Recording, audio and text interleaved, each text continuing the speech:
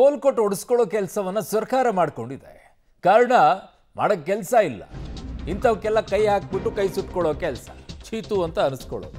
ಅದೇನಕ್ಕೆ ಅವಶ್ಯಕತೆನೇ ಇರಲಿಲ್ಲ. ಇಷ್ಟು ದಿನ ನಡ್ಕೊಂಡು ಹೋಗ್ತಾ ಇತ್ತು.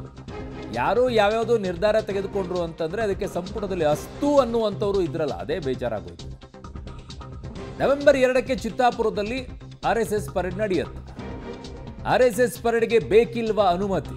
ಕಾರಣ ಈಗ ಕೋರ್ಟ್ ಕೊಟ್ಟಿರುವಂಥ ಆದೇಶದ ಪ್ರಕಾರ RSS ಪರೇಡ್ಗೆ ಸರ್ಕಾರ ಹಾಕಿದ್ದ ನಿರ್ಬಂಧವನ್ನ ತೆರವುಗೊಳಿಸಲಾಗಿದೆ. ಸರ್ಕಾರದ ಆದೇಶಕ್ಕೆ ಹೈಕೋರ್ಟ್ ಮಧ್ಯಂತರ ತಡೆಯನ್ನ ನೀಡಿದೆ. ಕಲಬುರಗಿಯಲ್ಲಿ ಜಿಲ್ಲಾಡಳಿತ ಶಾಂತಿ ಸಭೆಯ ಹೊತ್ತಲ್ಲೇ ಈಗ ಮಹತ್ವದ ಆದೇಶ ಬಂದಿರೋದ್ರಿಂದ ಒಂದಿಷ್ಟು ಸಮಾಧಾನಕರ ಸಂಗತಿ RSSನವರಿಗೆ ಆಗ್ತಾ ಇದೆ.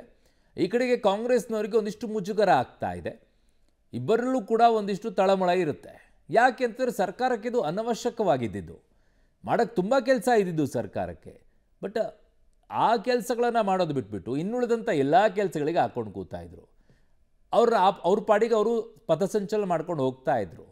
100 ವರ್ಷ ಆಗಿದೆ ಅನ್ನುವಂಥದ್ದು. ಈಗ ಸರ್ಕಾರವೇ ಈ ವಿಚಾರದಲ್ಲಿ ಮಧ್ಯಪ್ರವೇಶವನ್ನು ಮಾಡಿ ಎಲ್ಲರಿಗೂ ಕೂಡ ಗೊತ್ತಾಗೋ ರೀತಿಯಲ್ಲಿ ಮಾಡಿದ್ದು RSS 100 ವರ್ಷ ಪೂರೈಸಿದೆ ಅಂತೇಳಿ. ಎಷ್ಟು ಜನಕ್ಕೆ ಗೊತ್ತಾಯಿತು? ಅವ್ರ ಪಾಡಿಗೆ ಅವ್ರು ಪಥಸಂಚಲನ ಮಾಡ್ತಾಯಿದ್ರು. ಯಾರು ಎಲ್ಲಿ ಕವರ್ ಮಾಡ್ತಾ ಇದ್ದಿದ್ದು ಯಾರಿಗೂ ಗೊತ್ತಿರಲಿಲ್ಲ. ಅವ್ರ ಪಾಡಿಗೆ ಅವರು ರೋಡಲ್ಲಿ ಪಥಸಂಚಲನ ಮಾಡ್ಕೊಂಡು ಹೋಗ್ತಾ ಇದ್ರು. ಸರ್ಕಾರ ಇದಕ್ಕೆ ಇಂಟರ್ಫಿಯರ್ ಆದ ನಂತರ ಓಹೋ ಹಿಂಗಾ ಅಂಥೇಳಿ ಆವಾಗ ಗೊತ್ತಾಗಕ್ಕೆ ಶುರುವಾಗಿದ್ದು ಬಹುತೇಕರಿಗೆ. ಸುಮ್ಮನೆ ಪ್ರಚಾರವನ್ನು ಈ ಸರ್ಕಾರ ಕೊಟ್ಟಿತ್ತು. ಅಥವಾ ನಿಮ್ಮ ಅಡ್ಜಸ್ಟ್ಮೆಂಟಾಗಿ ಗೊತ್ತಿಲ್ಲ, ಇರು ನಾವು ಹಿಂಗೆ ಮಾಡ್ತೀವಿ, ನೀವು ಹಿಂಗೆ ಮಾಡಿ ನಿಮ್ಮದು ಪ್ರಚಾರ ಸಿಗುತ್ತೆ ಅನ್ನೋ ರೀತಿಯಲ್ಲಿ ಏನಾದ್ರು ನಿಮ್ಮ ಸರ್ಕಾರಗಳು ಮತ್ತು RSS ನಡುವೆ ಏನು ಅಡ್ಜಸ್ಟ್ಮೆಂಟಾ ಅಂತ ನಂಗೆ ಡೌಟಪ್ಪ. ಸುಮ್ಮನೆ ತಮಾಷೆಗೆ ಹೇಳಿದೆ, ನಿಮ್ಮ ಅಡ್ಜಸ್ಟ್ಮೆಂಟ್ ಇರೋಕ್ಕೆ ಸಾಧ್ಯನೇ ಇಲ್ಲ. ಆಗ್ಲಕ್ಕೂ ಇಲ್ಲ. ಅದು ಸಿದ್ದರಾಮಯ್ಯನವರು ಬದ್ಧ ವೈರಿಗಳು ಆ ವಿಚಾರದಲ್ಲಿ. ಅವರು ಒಪ್ಕೊಳ್ಳೋದಿಲ್ಲ ಈ ಸಿದ್ಧಾಂತವನ್ನು. ಸೊ ಹಾಗಾಗಿ ಈಗ ಆದೇಶ ಅಂತೂ ಬಂದಿದೆ. ಏನು ಮಾಡ್ತಾರೆ ಈಗ? ಸಂವಿಧಾನದಲ್ಲಿ ಹೇಳೋದೇನು, ಎಲ್ಲರಿಗೂ ಕೂಡ ಎಲ್ಲ ರೀತಿಯಾದಂಥ ಅವಕಾಶಗಳಿರೋಕ್ಕೆ ಯಾರದ್ದು ಕೂಡ ನಿರ್ಬಂಧ ಇರೋಕ್ಕಾಗೋದಿಲ್ಲ ಅಂತ ಹೇಳಿ. ಬಟ್ ನಿರ್ಬಂಧದ ಬದಲಾಗಿ ಒಂದಿಷ್ಟು ನಿಯಮಗಳನ್ನು ತರಬೇಕಾಗಿತ್ತು. ನಿರ್ಬಂಧ ಅನ್ನುವಂಥದ್ದನ್ನು ಬಳಕೆ ಮಾಡೋದೇನೆ, ಅದಕ್ಕೆ ನಿಯಮಗಳನ್ನು ತರಬೇಕಿತ್ತು.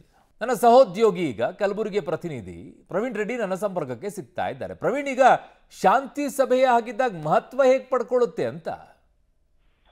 ಹೌದು ಅರುಣ್, ಏನಂದ್ರೆ ಶಾಂತಿ ಸಭೆಯನ್ನು ಇದು ಕಲಬುರಗಿಯ ಜಿಲ್ಲಾಡಳಿತ ಈಗ ಮಾಡ್ತಾ ಇದೆ. ಆದ್ರೆ ಪ್ರಮುಖವಾಗಿ ಈ ಒಂದು ಶಾಂತಿ ಸಭೆಯಲ್ಲಿ ಎಷ್ಟರ ಮಟ್ಟಿಗೆ ಆ ಒಂದು ಶಾಂತಿ ಮೂಡುತ್ತೆ, ಎಲ್ಲಾ ಸಂಘಟನೆಗಳು ಕೂಡ ಸಮನ್ವಯತೆಯಿಂದ ಎಲ್ಲರೂ ಕೂಡ ಕಲಬುರಗಿಯ ಜಿಲ್ಲಾಡಳಿತ ಹೇಳಿದಂತಹ ಮಾತಿಗೆ ಬೆಲೆ ಕೊಡ್ತಾರೆ ಎಂಬುದು ಈಗ ಕಾದ್ ನೋಡ್ಬೇಕಾಗಿದೆ. ಈಗ ಮೊದಲನೇದಾಗಿ ಅಂದ್ರೆ ಕಲಬುರಗಿಯಲ್ಲಿ ನಡೀತಾ ಇರುವಂತಹ ಈ ಒಂದು ಸಭೆಯಲ್ಲಿ ಈಗ ಮೊದಲಿಗೆ ಯಾರೆಲ್ಲ ಒಂದು ಮನವಿ ಪತ್ರಗಳನ್ನು ಕೊಟ್ಟಿದ್ರು ಆ ಒಂದು ಆಲ್ಫಾಬೆಟ್ ಪ್ರಕಾರವಾಗಿ ಅಂದ್ರೆ ಮೊದಲನೇದಾಗಿ ಯಾರು ಅರ್ಜಿಯನ್ನು ಕೊಟ್ಟಿದ್ದಾರೆ ಅವರಿಗೆ ಒಂದು ಲಿಖಿತವಾದಂತಹ ಹೇಳಿಕೆಯನ್ನ ಪಡೆಯುವಂತಹ ಕೆಲಸ ಆದ ಬಳಿಕ ಏನಂದ್ರೆ ಅವರಿಗೆ ಸುಮಾರು ಏನಂದ್ರೆ ತಮ್ಮ ಅನಿಸಿಕೆಗಳನ್ನು ಅಂದ್ರೆ ಪಥಸಂಚಲನ ನಡೆಸುವಂತಹ ಮಾರ್ಗ ಆಗಿರ್ಬೋದು, ಸಮಯ ಆಗಿರ್ಬೋದು, ಮತ್ತೆ ಚಿತ್ತಾಪುರದಲ್ಲಿ ಪಥಸಂಚಲನವನ್ನು ಯಾಕೆ ಮಾಡ್ತಾ ಇದ್ದೀರಾ ಎಂಬುದರ ಬಗ್ಗೆ ಒಂದಿಷ್ಟು ವಿವರಣೆ ಕೊಡೋದಕ್ಕೆ ಕಲಬುರಗಿಯ ಜಿಲ್ಲಾಡಳಿತ ಈಗಾಗಲೇ ಅವಕಾಶ ಮಾಡಿಕೊಟ್ಟಿದ್ದು. ಮೊದಲನೇದಾಗಿ ಈಗ RSSನವರು ತಮ್ಮ ವಾದವನ್ನು ಜಿಲ್ಲಾಡಳಿತ ಮುಂದೆ ಇಡ್ತಾರೆ. ಅದಾದ ಬಳಿಕ ಏನಂದ್ರೆ ಎರಡನೇದಾಗಿ ಭೀಮ್ ಆರ್ಮಿ ಅವರು ಕೂಡ ಈಗಾಗಲೇ ಏನಂದ್ರೆ ಲಿಖಿತ ಹೇಳಿಕೆಯನ್ನು ತಂದಿದ್ದು. ಅವರು ಕೂಡ ತಮ್ಮ ವಾದವನ್ನು RSS ಪಥಸಂಚಲನವನ್ನು ಯಾಕೆ ಚಿತ್ತಾಪುರದಲ್ಲಿ ಅನುಮತಿ ಕೊಡಬಾರದು, ಅನುಮತಿ ಕೊಟ್ರೆ ಏನೆಲ್ಲ ಸಮಸ್ಯೆಗಳಾಗುತ್ತೆ